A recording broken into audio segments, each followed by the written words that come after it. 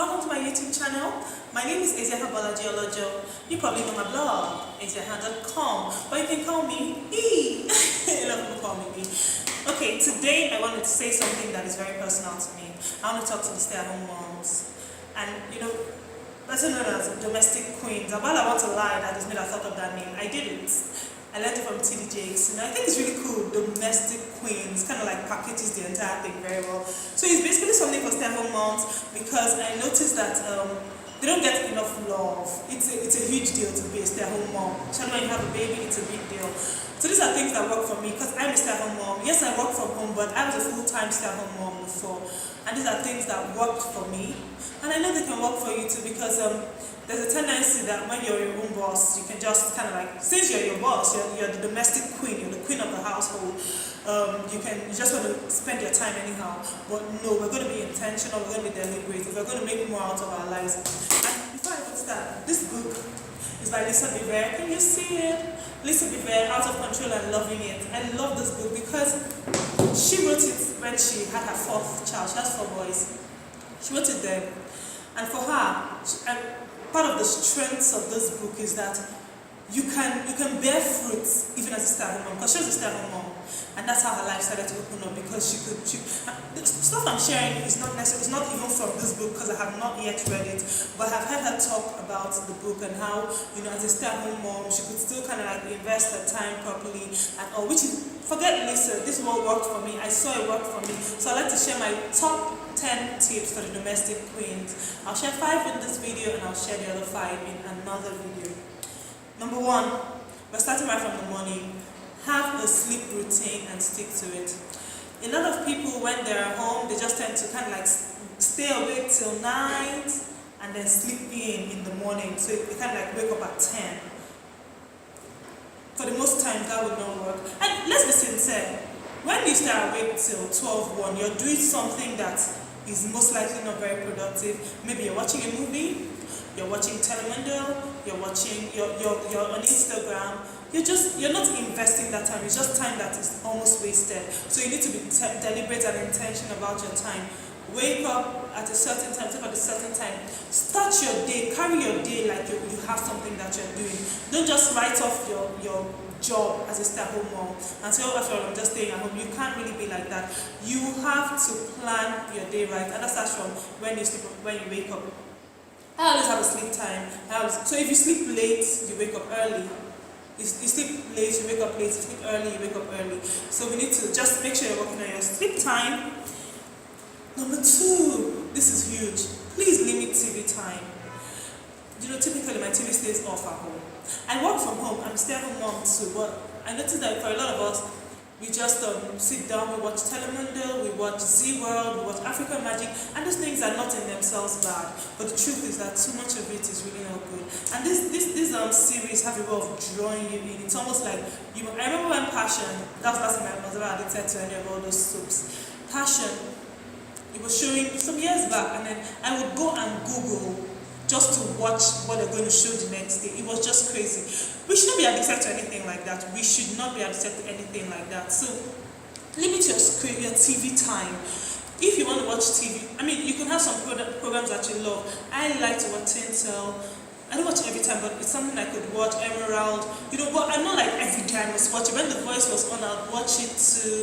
But you can't stay in front of TV and watch everything and watch every rerun. Because I used to be like that, I'll just sit at home and watch reruns and reruns and reruns. And I've seen a movie before, but when it's showing again, I'm awake till 2 a.m. trying to watch it. And you wake up the next morning late, then you're already tired because you have not really invested your time. Please, please, please, darling. Limit your TV time. Number 2, right with TV. Limit your screen time. By that I mean the time you spend on your phone, checking Instagram, Facebook and all that. Those things are good. We thank God for social media, but social media can literally destroy someone's life. You need to be very, very careful. You can't just be on Instagram and then you're on Instagram for 2 hours. I think it's too much. These people that have stuff to do, they change their Instagram pictures and they go and do other things. They don't sit with their Instagram and then they wait for how many people like them. They're reading everybody's comments. You should not have time for that. Yes, you're a stay-at-home mom, but you should be busier than that. And I'll get to things you can do effectively with your time. Please limit your screen time. I typically would allot time to stuff. I could say, oh, okay, I'll be on Instagram for 30 minutes. After which I let it go. There's nothing that important. There is nothing that important. I let it go. If I want to be on Facebook, I'm on Facebook for a particular period of time. I'm not prognosing in matters that don't concern me, because when you stay long, you're actually prognosing in matters that don't concern you. I don't sleep on blogs. Now I understand that sometimes there's this blog you discover, like maybe you discover my blog and you're like, oh, it's so amazing, it's good, but you really cannot sleep on blogs. Just have an allotted time. Once that time is up, you leave it. There are other things that you can fill your time with. Except, of course, that blog you're using to develop yourself. But if it's just, for fun and just to pass time, no, darling. You should not spend so much time with the screen. Number 4, say no to time wasters. There's this thing that because you're a stay-at-home mom, anybody can invite you for anything. Anybody can call you up at any time. Without regard to your time, gosh, nobody can do that to me. People should have respect for your time, even if you're a full-time stay-at-home mom. They should tell you before they come, and they should not invite you for stuff just the day before, especially as a habit. Because sometimes, like, what are you even doing yourself that you cannot come? Or maybe there's one event, or there's this or that. Because you don't have like a regular 9 to 5, you attend every event. It can't even work like that. The truth is that anything to come on diminishes in value. So if you continue to be like everywhere, literally everywhere, everybody invite you to you. Let me tell you what happened with someone who, in fact, even my help, I used to have a help, and I'll tell her, I noticed that she kind of started bumping into my day. Maybe I'm working in the home, and then she'll come and disturb me with irrelevant things. And I'll tell her, no girl, don't come to me for anything. From now till so and so time, I'm working. Don't disturb me. Have regard for my time. You should teach people to regard your time. With someone who cleans my home, so now I have someone who comes to clean my home. And those days she gave me that look of, I can come anytime. No, she actually said that she can come anytime, and she gave me a look of, what are you doing after all you're at home? And I had to tell her, you can't come anytime. I tell you when to come and when to leave. You can't bump into my home at any time that you choose. People should regard your time, but that starts with you first, regarding your time. And you know what? It means that you need to fill out your time with important things, so that when you're saying no emphatically, you're saying no with a reason. You're not just saying no and then they try to convince you. You have other things that you want to do with your time. So don't just attend every party or every event or every naming or everybody's dog celebration. You cannot attend everything. Have some regard for your own time, and feel free to say no when you need to say no. And then the number 5, at least for this video, is very important. You have to find something to invest your time in. You have to have a project. I remember when, personally for me, there was this period I was full-time at home, and I still have those projects, but I don't devote as much time now to it. Then you see me, I'll sit with Christine Kane, I'll sit with Priscilla Shira. I would literally dig into their lives. I'm not saying like gossip or just for seeing sake. I'm seeing the patterns that have brought them the results that they have.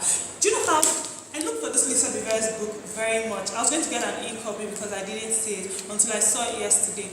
Out of Control and Loving It. I love the book especially because this is her very first book. It's her first book, and then she wrote it at a point where she was a full-time stay-at-home mom. That's why I bought it. I want to know how she was thinking at that time. So I wasn't just reading, I wasn't just watching her, reading about her just to laugh. I was reading about her to gain knowledge. I was getting knowledge of how these women run their homes, how they deal with their husbands, how they take care of their children, how they do their ministry. So have a project. Maybe you're into advertising.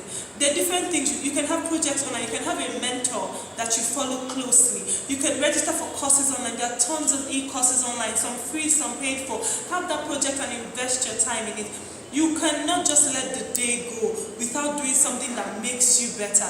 You're probably stay-at-home mom for a season. It's probably for a season, so you don't want to let that season slide.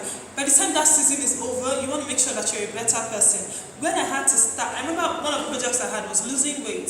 I was trying to lose weight, so I was always Googling a lot of things. I was checking people out on YouTube. I was seeing how people lost weight. I was checking calories. I was learning how to count calories. I was learning all of that.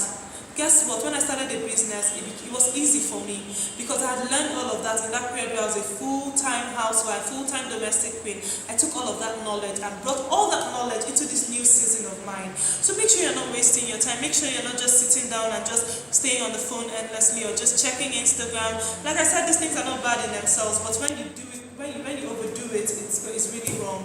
find a project and be diligent enough to stick to it. You can tell yourself for the next 3 hours I'm studying, and maybe you're into radio, you're into the media, you're going to study on social media. The internet is a trove of resources. You need to get in there and then empower yourself. Shut down Facebook, shut down Twitter, shut down Instagram, and just focus on getting educated in that time. You might be a full-time stay-at-home mom, but you're not jobless. So you need to be sure that you are investing your time properly. Okay, so this is it for the top 5, and I'm going to come back with the remaining 5. You guys, you're amazing, you're important. I'm sure you don't hear it a lot. Sometimes people despise what you do. I know, I've been there, I've cried, I've shouted, I've been mad at my husband, I've been upset at the world, I have beefed chicks that, have had regular jobs, but all those things don't help.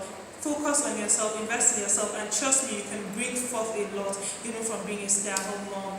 If nobody else tells you, I love you, and you are definitely special. You can contact me, I'll drop all my details down there. Contact me whenever, however. And I'll see what we can do together. Mwah.